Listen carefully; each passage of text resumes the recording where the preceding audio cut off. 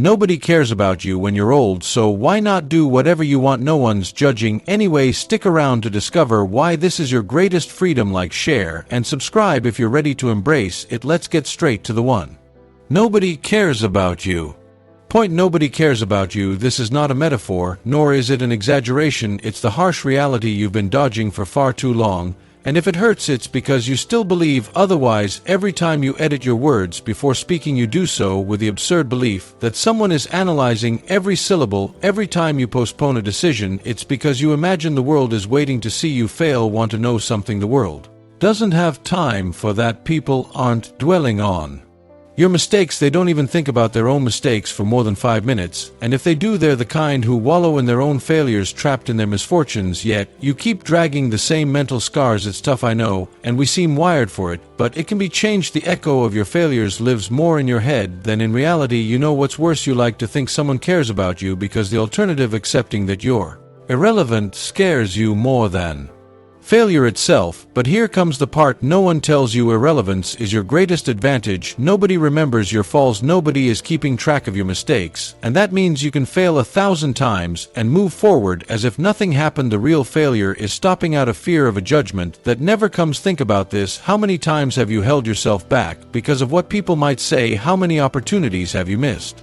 because you were afraid of looking foolish? And what happened afterward? Exactly nothing. Nobody noticed your absence. Nobody missed you in the move you didn't make. Meanwhile, others took the spot you left vacant. Here's the brutal truth: life goes on with or without you. If you decide to stay on the sidelines, the traffic won't stop for you to figure out whether to cross or not. Seneca made it clear centuries ago: it is not that we have a short time to live, but that we waste a lot of it. How much time have you already wasted? Humans are experts at justifying an action. You think waiting is a strategy, that if you stay in the shadows long enough, the perfect moment will arrive. That's a lie. The perfect moment doesn't exist, and the only one hiding in the shadows is you. I want the truth: the world forgot about you a long time ago, and that's the best thing that could have happened to you when you stop mattering. You're free to act, free to fail, free to move forward without the burden of other people's expectations. But you know what's truly ironic? Even though they've forgotten you, you still live as if you're under a spotlight. You move with fear, as if every misstep will be engraved in the collective memory. That's not how it works. Public judgment is fleeting. Criticism lasts 2 days and then disappears. Do you remember the last time someone made a fool of themselves in front of you? Did it impact you so much that you still think about it? Of course not, because let's face it, you're too busy surviving your own failures. If you find these stories inspiring and they motivate you to take action, please comment 9, if not comment 0. Your feedback means a lot to us. Thank you for your valuable time. Here's 2. Humans are inherently selfish.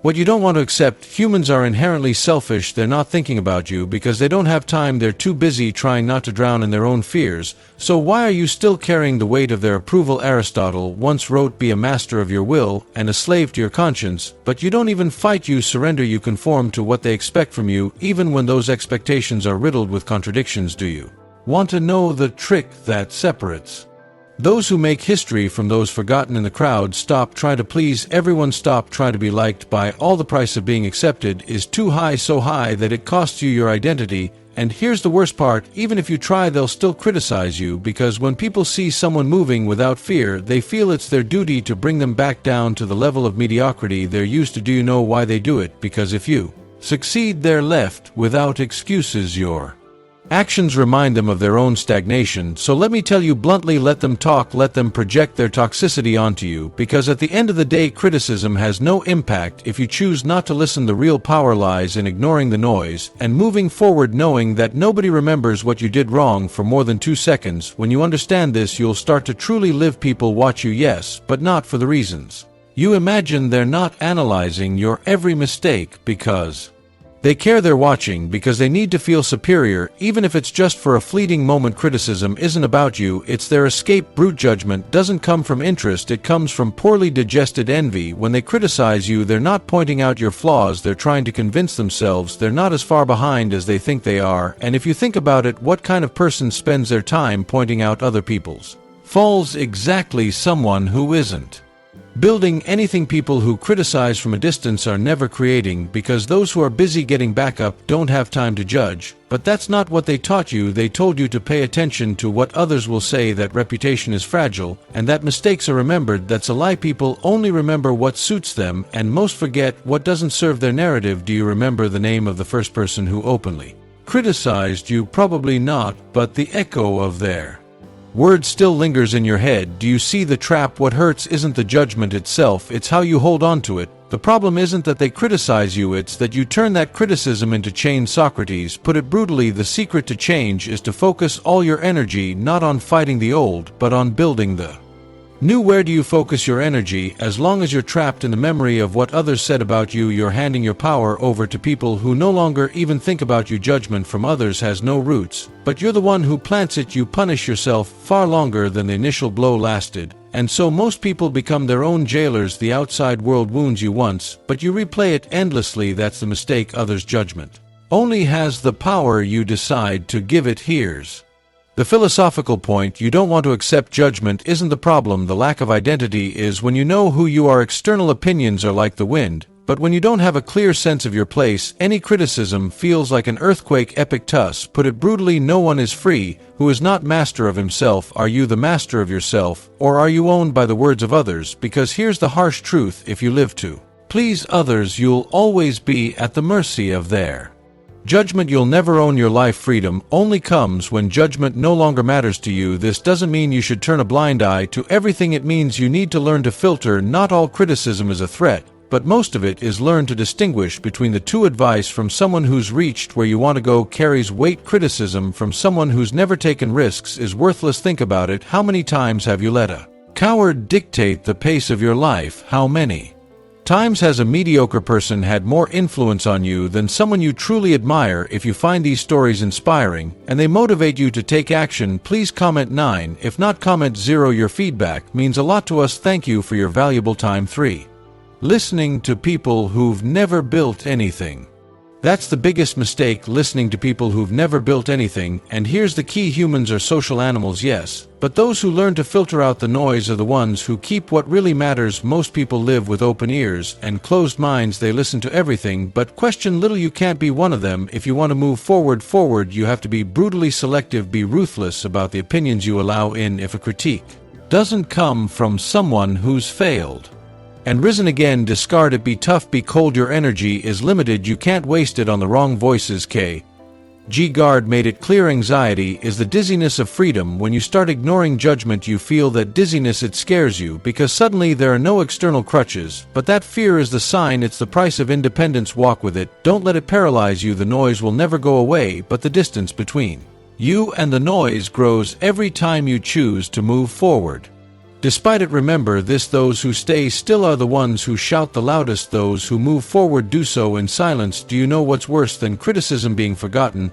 But here's the paradox: that forgetfulness you fear so much is actually the key to your freedom. Most people twist themselves with anxiety over the idea of being forgotten. They want to leave a mark, to be seen, to have a presence. For what? To feed an ego that won't leave them in peace. The problem is that this need for recognition is what binds you. You strive to stay relevant, and each time you succeed, the rope tightens a little more. The world only pays attention to you while you're useful, and when you're no longer useful, it discards you. It's always been this way. Cicero made it clear: the greater the recognition, the greater the slavery. Those who depend on being remembered live chained to public opinion, and public opinion is blind and fickle. What it applauds today, it destroys tomorrow, and what it destroys tomorrow, it forgets the day after. So what's the point of playing that game? The secret is to disappear on purpose, not physically, but socially disappear. When they have nothing to offer, you show up only when necessary. The great players in history aren't everywhere. They're where they need to be. Think of Da Vinci: years disappeared, submerged in his notebooks, unconcerned about constantly shining.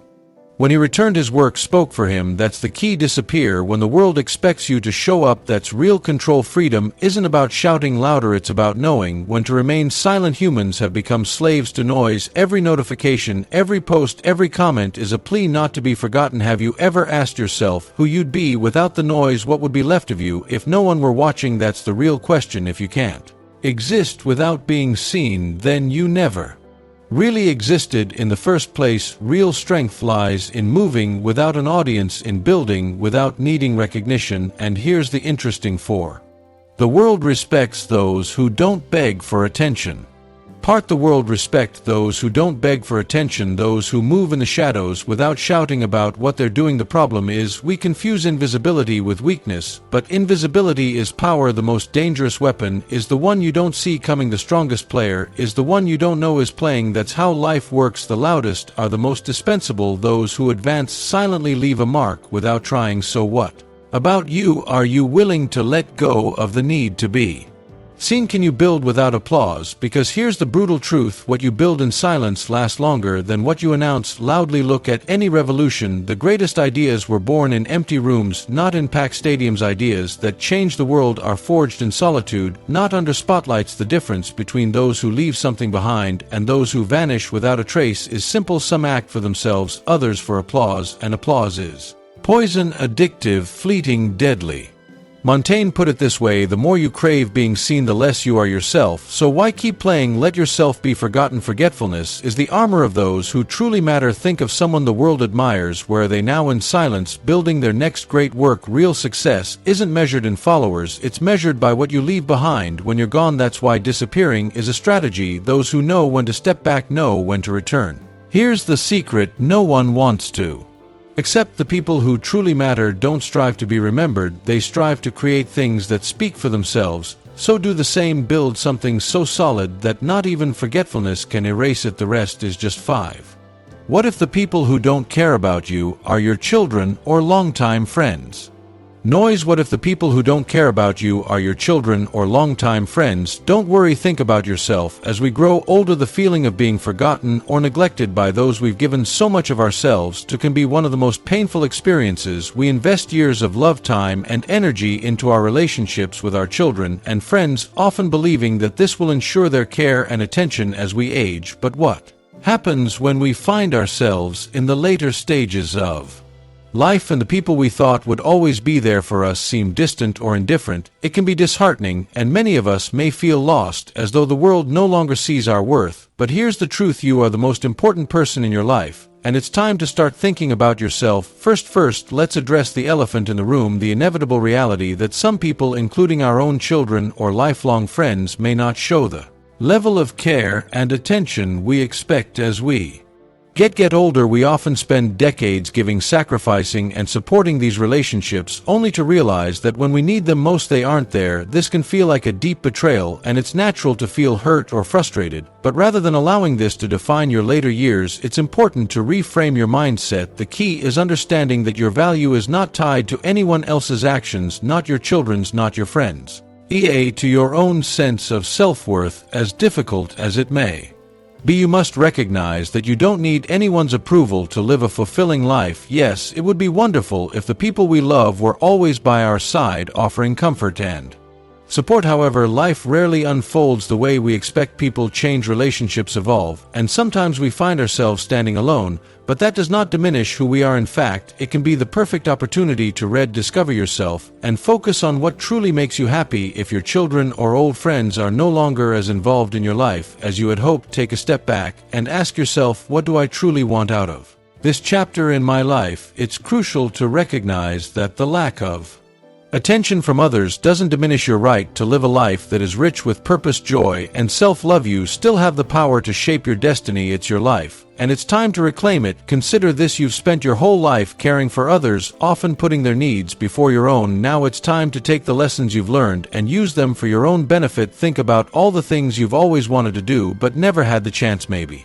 it's pursuing a hobby, traveling to a place you've always dreamed of, or simply spending more time in nature. These are the moments that can bring you peace and fulfillment. No approval necessary. This is your time to embrace freedom, unburned by the expectations of others. Moreover, the people who truly matter in your life, whether they are family or friends, will recognize and respect your autonomy. Those who care about you deeply will still find ways to connect with you on their own terms, and if they don't, that is their loss. You cannot force people to care, but you can choose to care for yourself. It's time to shift your focus inward to prioritize your own well-being and to embrace the joy that comes from within. And letting go of the need for external validation can be incredibly liberating. When you stop seeking approval or validation from others, you free yourself from the chains of resentment, disappointment, and frustration. This shift allows you to live authentically and without regret, living for yourself, not for others, is the truest form of freedom. In the end, the truth is simple: no one cares about you the way you should care about yourself. We spend so much time seeking validation from others, whether it's from our children, friends, or society in general, but the reality is that true fulfillment comes from within. When you stop waiting for others to give you permission to live your life the way you want, you unlock your true freedom. The power is yours to reclaim, to build a life full of passion, purpose, and joy, no matter who is watching or what others think. So what will you do now? Will you continue to seek approval, or will you take charge and live for yourself? The choice is yours. If you're ready to embrace this new mindset and start living unapologetically, don't forget to hit that like button, share this video with anyone who needs to hear this, and subscribe for more empowering content. Your journey to self-love and independence begins today. Let's walk this path together.